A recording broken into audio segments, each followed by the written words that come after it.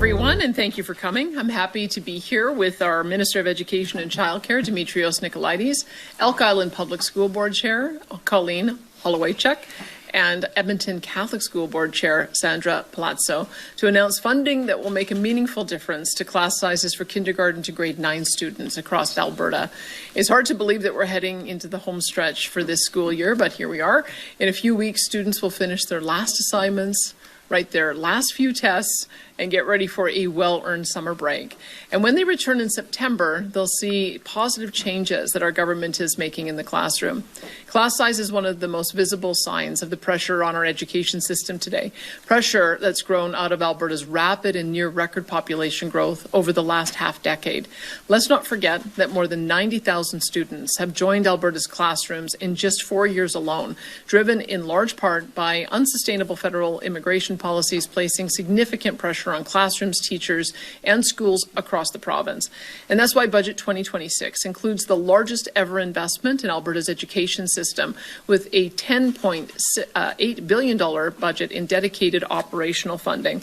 We're also building 161 public schools across the province to help support our growing communities.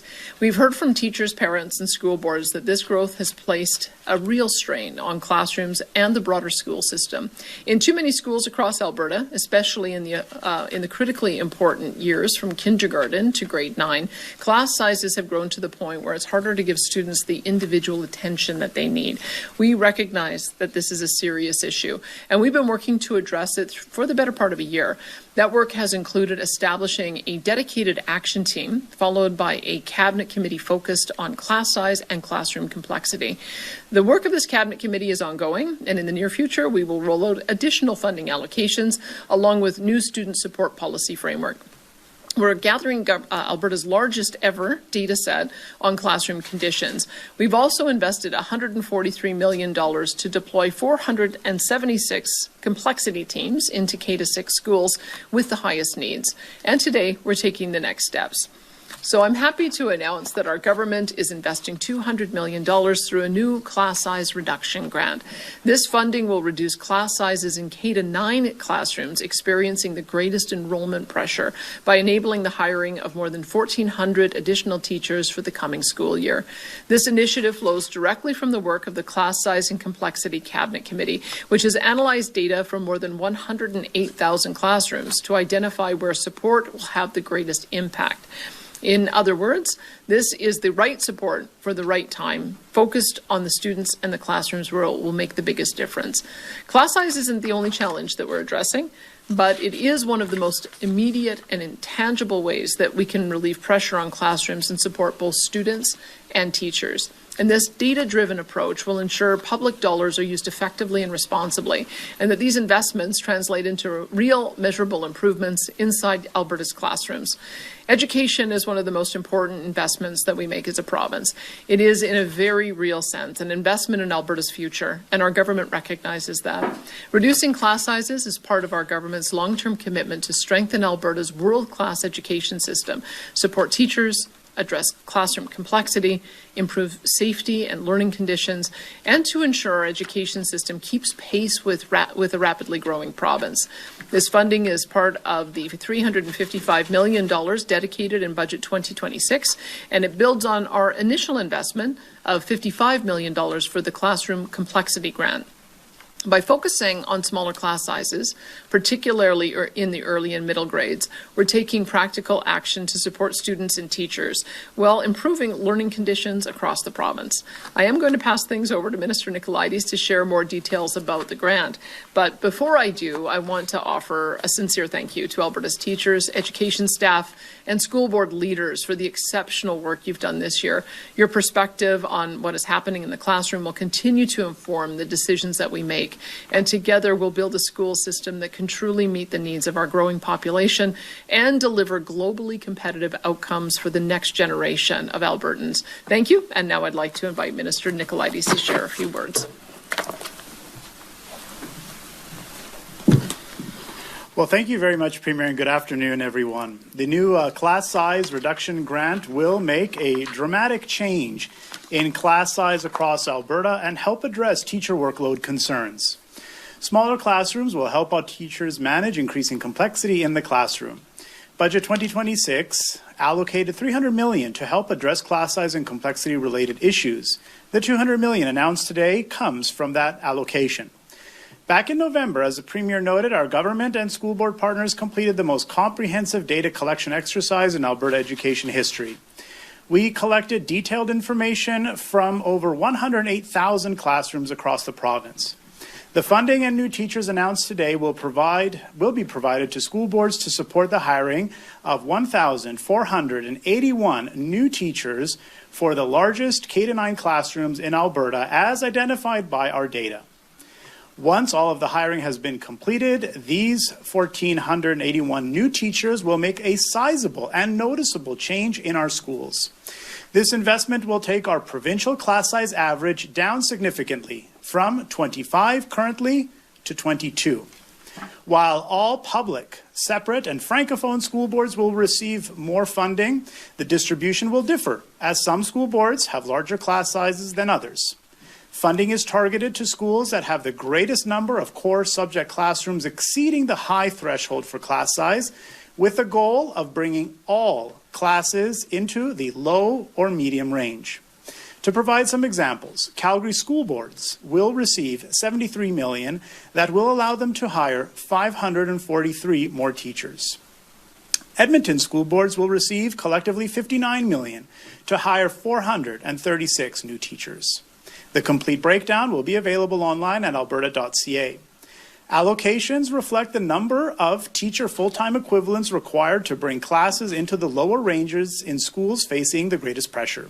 Put another way, this investment means Alberta will no longer have core subjects in the high category in K-9 at all. Allocations reflect the number of teacher full-time equivalents that will be required to bring these ranges down, as I've noted. Again, every public, separate, and francophone school jurisdiction will receive funding, with the minimum amount of funding being $405,000 to hire 3 teachers. Boards must use this funding to directly support classroom teaching and reduce class sizes. Teachers funded through this grant must be engaged in direct classroom instruction, which the Alberta government will monitor through success and ensure success by analyzing class size levels through the continuation of our data collection and reporting instruments. Today's investment builds on the $143 million we invested in February to create 476 complexity teams, which are both part of our commitment to meet our hiring goals as outlined in Bill 2. Together, these actions reflect a clear focus on practical solutions that improve learning conditions today while planning responsibly for the future. In closing, I want teachers and families to know that we are listening carefully, but more importantly, taking action to address the challenges affecting our education system. Thank you. It's now my pleasure to invite Colleen to the podium to provide her remarks. Thank you very much, Minister. Good afternoon. Thank you, Premier and Minister, for the invitation to be part of today's news conference. I am pleased to be here along with Edmonton Catholic Board Chair Sandra Palazzo. Elk Island Public Schools is pleased to see ongoing investment in public education from the Government of Alberta. We know this has been made possible through the hard work that's been undertaken by the Class Size and Complexity Cabinet Committee. As we know, school enrollment continues to surge across the province, and with larger numbers of students, classroom teaching is becoming more challenging. The addition of over 1,400 new teachers in schools where class sizes contribute to existing complexity will make a real difference for children in kindergarten to grade 9.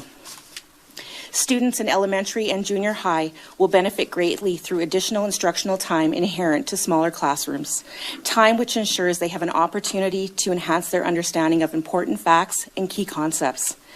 This funding ultimately helps students progress from grade to grade, setting them up to achieve their potential, making it possible for them to become contributing members in their communities in meaningful ways throughout their education and following graduation. As a division, we remain committed to working closely with the Minister and his team at Alberta Education and Childcare to improving public education, not just for students within Elk Island Public Schools, but for all students throughout this province. We know that this will lead to a prosperous future here in Alberta. I want to thank Minister Nicolaides, Premier Smith, and the Government of Alberta for actively seeking solutions to improve the public school learning experience and for following through on the recommendations made by the Cabinet Committee. We truly feel listened to. Thank you. I'd like to invite Board Chair Palazzo to the podium. Thank you very much, Colleen. And of course, good afternoon, Premier Smith, Minister Nicolaides, Elk Island Board Chair Colleen Holowaychuk, and of course, all of our distinguished guests. It's truly a pleasure to be here today for the positive commitment to improving teaching and learning conditions for our most crowded kindergarten to grade 9 classrooms. Across Alberta, population growth has placed real pressure on classrooms. In many schools, this shows up not only in larger class sizes, but also in increased classroom complexity. This targeted investment recognizes that reality.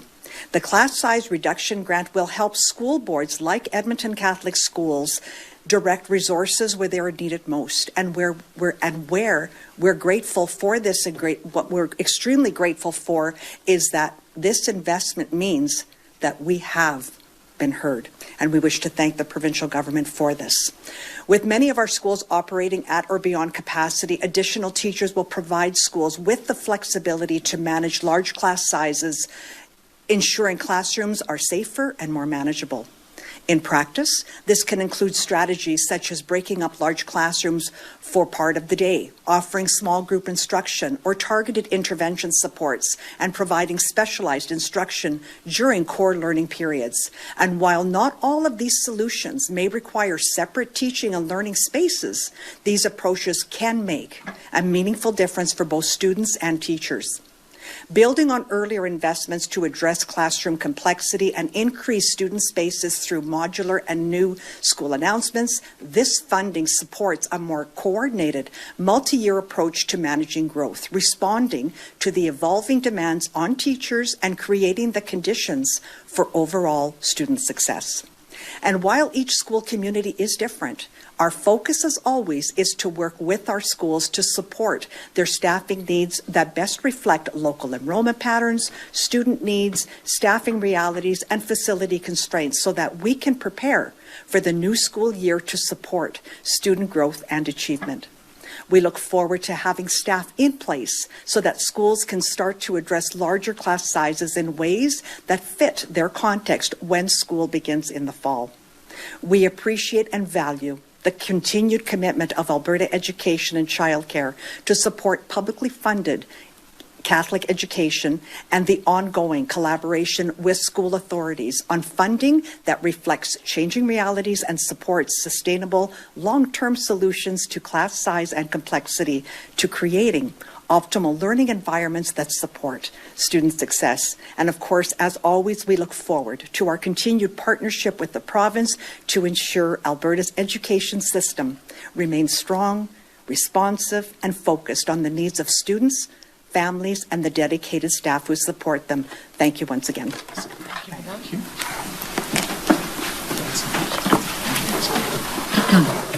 Thank you to our speakers. We'll now go into our media Q&A. We'll start off with questions here in the room before trying to get to the phones. Of course, one question, one follow-up, and to state your name and outlet before asking your question. Could I see a show of hands again? We'll go to Jean-Emmanuel first, and then we'll go to yourself, CBC.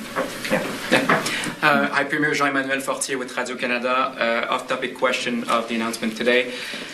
Will you put the referendum question to the ballot as a government question after the ruling today by Justice Leonard? Well, although our government does support Alberta remaining in Canada, we think that today's decision by the court will deny opportunity to well over 300,000 Albertans to have their petition verified by Elections Alberta. We think that this decision is incorrect in law and anti-democratic, and we will be appealing it as a result. Our cabinet and caucus will, of course, be meeting in the next couple of days to discuss the full context and make some decisions after we've had a chance to talk it through. The fact that there are hundreds of thousands probably of Albertans who believe that should have been put to a question as well, and the fact that the justice decided that there needed to be consultation. It's unclear what that means exactly in the future. What does it say about the fact that independence movements or just the question of independence movements in Canada moving ahead. Is Canada, I don't know, a prison that you can't get out of with any other means? Well, I guess we will have to talk with our Quebec counterparts to see what they think about this kind of ruling. I would say that it is a single judge who's made a decision, and we have now 700,000 Albertans, whether they're on the Remain side or the Leave side, who've said that they want to have this public debate. So our citizen initiative petition was always meant to be very permissive, and we kept on having to modify it to ensure that that permissive quality was in there. We want to hear from Albertans. That's what we think democracy is. And we'll be meeting with our caucus and cabinet to further review the decision and decide next steps. But as I say, since we believe that this one is incorrect in law and anti-democratic, we will be appealing it. Thank you. Thank you. We'll go to Julia, then we'll go to Cindy. Julia Wong, CBC National. Premier, I know that you said that you're going to be meeting and discussing next steps. Last week, we heard from Mitch Sylvester that if this court challenge was successful, he would tell people to sign up for the UCP membership so that they could try to force your hand, get this ballot out there in the fall. So my question is, will you listen to party members or will you respect the court's decision? Well, I'll listen to my caucus and I'll listen to my cabinet, because we are the duly elected representatives of the people of Alberta. And this is a decision by one judge at a lower court level, and it's appealable. And so because we think they have been incorrect in law, we will be appealing it. And we want to restore the idea of having a permissive approach to our citizen-initiated referendum and so questions. And so we have to discuss, of course. We want to be in compliance with what the judgment has said here in the immediate term, but the long term, we think it's worthy of us having a more robust discussion with the court on this, which is why we'll appeal it. And in the meantime, we'll have to talk with cabinet and caucus about what they think their next steps should be. The justice found that the government failed in its duty to consult with First Nations. I'm wondering how you react to this, and I apologize, this is a quadruple-barreled question. Will you consult? What will that look like, and do you think you could get that done before an October referendum? Well, I guess that's, again, why we're sort of, I think that there may have been an error in law made here, because the duty to consult has been interpreted normally when you're talking about a specific project, like a pipeline project, which is what we're doing right now in consulting on a West Coast pipeline route, is we've been engaging in a very detailed way with all of the leadership along that pathway, and at some future point when the project is submitted for consideration in June, then the formal consultation process begins. And so it's very clear on a project basis what that looks like and what the end result would be. This is not clear, and so that's why we think it may be incorrect in law and why we'll be appealing it. Thanks, Julia. We're going to go to Cindy next, then we'll come to Connor. Hi, Premier. I wanted to ask about the Forever Canada petition that's currently before the Committee of MLAs. Just given this decision, does your government then have any intention of amending the question to better fit, I guess, the separation question and also the Lukasz question as well? There's multiple options on that, because as you know, and you would have seen from the committee discussion, the proponent of that petition always intended for it to go to a referendum. He was quite clear that he, under the old rules, he felt that by putting that petition in, it would block any other petition of a similar nature from going forward. He did also do numerous media interviews talking about the referendum. It's actually written into the body of the question that he believes that there needs to be a referendum on this. And so that is what the committee is grappling with right now, since he seemed to have flip-flopped and changed his mind after the fact. So I'm letting the committee do its work. They've had a chance to be able to talk to officials and lawyers, and I'll be consulting with them on what they think the path forward should be on that particular one. But again, it will ultimately, just by the nature of how you get a petition question on the ballot, it has to be passed through cabinet. So ultimately, it will come through caucus and cabinet. And we'll see what caucus and cabinet decide at that time. No decisions have been made yet, but we certainly are continuing to hear from a number of parties on it. My next question is for Minister Nicolaides on today's announcement. So in Budget 2026, you had, I believe, there was a commitment of 1,600 teachers for the fiscal year, and now you're hiring 1,400 teachers. Is that 1,400 teachers on top of the 16,000, so that makes it 3,000 for the school year? And how many of those teachers have you hired so far? Yeah, when we make the estimation of 1,600 teachers, that's based on how much funding is being provided to school divisions and what we anticipate will be hired. So that's a collective number based on all of the funding that's being provided. So that would include today. In terms of hiring, I will be getting an update later this month in terms of some of our progress with respect to our complexity team. So I will have some more details to provide towards the end of the month or early next month. Because these are mostly for next year. These 1,400 that we're hiring are for the 26-27 school year. So on top of the 1,600? The 1,600 are for the 26-27 school year as well. Oh, so 3,000 in total? No, the 1,600 is the total amount. Okay. Yes. Just wanted to confirm. But we do have the Bill 2 commitments, of course, which are 3,000 over 3 years. So this amount plus the 476 that we've already provided through the classroom complexity teams brings us almost to our goal. Gotcha. Thank you. And we'll go to Connor next. Connor Hawk, CTV News. I apologize, my question is for the Premier. It's a bit off topic again.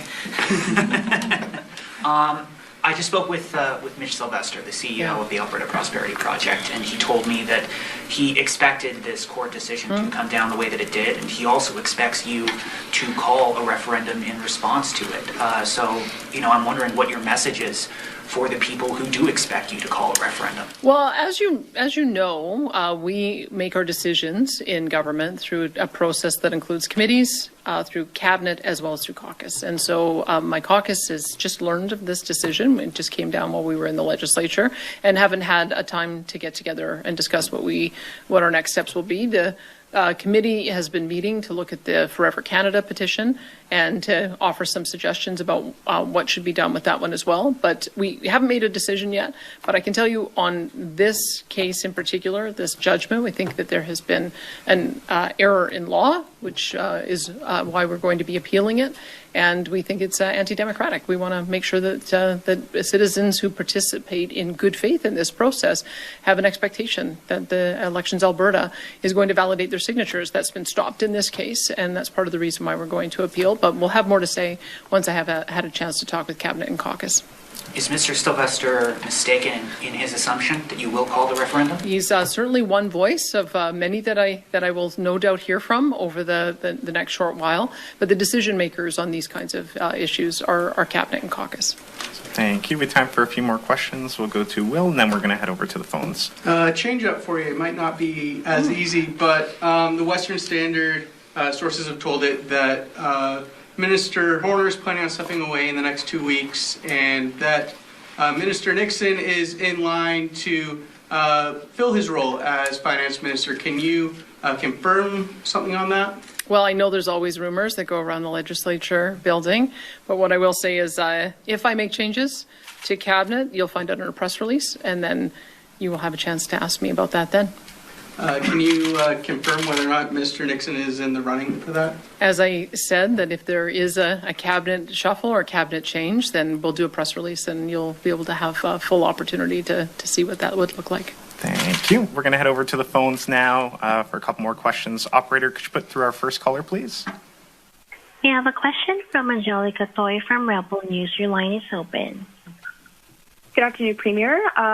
Quebec has had 2 referendums on independence, and there was a national referendum on the Charlottetown Accord. Do you think that Albertans are treated differently than other Canadians? Well, that's why I think Quebec is going to have a great interest in this lower court decision today, because I think that we all have an expectation that our democratic rights are going to be respected. I think we all have an expectation that each province is going to be treated the same, and that the Constitution is meant to govern the relationship between Canada and the provinces. The Clarity Act is also another piece of legislation that is meant to govern these things, and so that's why we think there may have been an error in law and why we are going to appeal it. And we'll be talking with our counterparts in Quebec about what they think about it as well.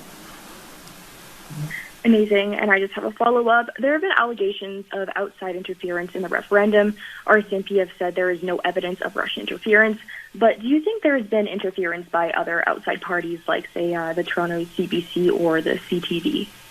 Well, I think that we have to sort of separate two different things. There has been in the past foreign interference by state actors in nomination campaigns. That has been confirmed by CSIS, and that is part of the reason why we take this very seriously. We want to make sure that there aren't any state actors who are participating or trying to change the results or impact the results of any future referendum campaign. So that is one thing that I would say. We have not seen any from the RCMP. They've not seen any credible evidence that that is the case. There is another type of influence campaign that happens with bots and pushing narratives, and we've been accustomed to watching this over probably the last 10 years, and maybe with the bot farms becoming more automated with AI, perhaps we're seeing more of that kind of influence campaign. So we've done a couple of things. We've passed legislation saying that you cannot doctor up an image of a politician using AI and fraudulently misrepresent them. And so we have already had cases that have been referred to law enforcement to address those kinds of issues, and we'll continue to defer those cases to law enforcement in order to ensure that those are taken down. And I also have a team that is in technology and innovation who has done cybersecurity on our behalf and become increasingly expert at it. And we just had a meeting in the last week talking about how we might be able to expand that to see if there is also any evidence that some of the laws are being broken for on the issue I just described with digitized images using AI unlawfully, or if there's any evidence of any influence campaigns. So there's a number of things that we have to monitor. And as you know, I said I was going to get top secret status so that I'm always apprised of whether or not there are state actors who are trying to influence our politics, so that because I think that's my job to make sure that there isn't any interference in the election. So I'll be fully briefed on all of these issues. At the moment, it does not appear that there's a heightened, or it does not appear that there's a credible threat. And we have time for one last question. Operator, could you put through our next caller, please? We have a question from Jack Farrell from the Canadian Press. Your line is open. Hi, Premier. I'm just hoping you can explain how far you're kind of willing to go in this appeal. Like, I'm wondering if you're kind of willing to go to the Supreme Court, for example. Like, how far are you willing to push this rather than just call a referendum on separation yourself? Well, I can tell you, I mean, we do have to appeal it because we did give the indication, and we modified the citizen initiative referendum law several times so that it was very clear that our intention as the elected democratic leaders was to have a permissive approach. As I've always said, it is up to the elected people to implement policy in a way that is constitutional and in keeping with the law. But we have to allow for citizens to be able to express their view on any issue that they like. And it's there's sort of a practical problem of when you talk about the law here, how in the world is a petition proponent supposed to meet that high standard? It essentially negates any citizen initiative, and that again is not what we would wanted with this legislation. So I think that the duty to consult is an obligation on government, specifically when we're talking about the impact on treaty rights over hunting, fishing, trapping, and when we're dealing with particular projects. I think that part of law is very clear. This is pretty murky. That's why we think it may be incorrect, and why we have to appeal it. And we'll see if there are other provinces that might be interested in weighing in on this as well, because it has the potential to impact them too.